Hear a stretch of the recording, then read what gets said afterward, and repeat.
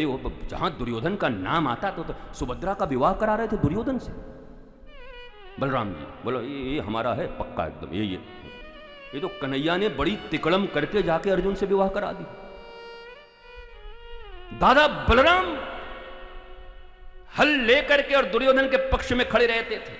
अंत में जब मामला बन गया कि अब तो युद्ध होगा ही, बोले एक तरफ कन्हैया एक तरफ हमारा चेला, बोला तो चलो अपन तीर्थ यात्रा करते हैं, अब क्या करें, कोई उपाय नहीं। इतना रहम किया बलदाऊ जी ने, क्योंकि वो तो संकर्षण है। जब भीम ने मारा, गदा का प्रहार किया जंगा पर, और जंगा पर प्रहार करने के बाद बलदाऊ जी आके खड़े हो गए, गलत है ये, गदा युद्ध में कमर के नीचे प्रहार नहीं करते। और भीम तो भागा, श्री कृष्ण के पीछे जाके छुप गया, क्योंकि भीम को पता है हजारों भीम को, संकर्षण नाम है इनका, शेषा अवतार है, शेष, हजारों भीम को ऐसे ही फाड़ सकते हैं, मार सकते हैं। बलराम साधारण नहीं है, श्री कृष्ण के ही स्वरूप। वो भीम तो बोले आज तो गए, कृष्ण बोले चुप हो जा। बोला दादा दादा एक बात सुनो। अरे मैं कुछ नहीं सुनूंगा, तेरा बात गलत तरीके से युद्ध हो रहा है। एक तो मैंने अपने शिष्य को छोड़ दिया था, मैं तीर्थ यात्रा में चला गया था, लेकिन मैं ऐसा अधर्म नहीं होने दूंगा। तो दादा एक मिनट, सुनना ही नहीं, तेरा सुनूंगा तो गड़बड़ हो जाएगा, एक मिनट तो सुनो। और आपको मैंने सुनाया था, और तब कन्हैया ने कहा कहां था आपका वो धर्म और वो नीति, जिस समय एक बहुरानी को नग्न किया जा रहा था भरी सभा में।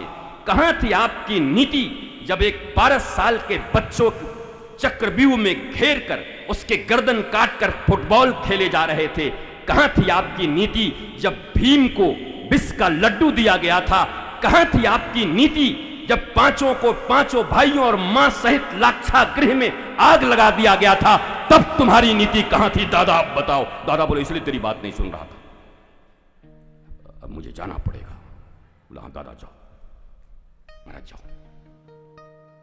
भगवान ने नीतियां याद दिलाई, नीति याद दिला।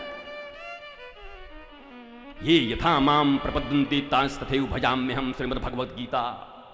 जो मेरा जिस प्रकार से भजन करता है, मैं भी उसका उसी प्रकार से भजन करता हूं। श्री कृष्ण। तो पूरे महाभारत में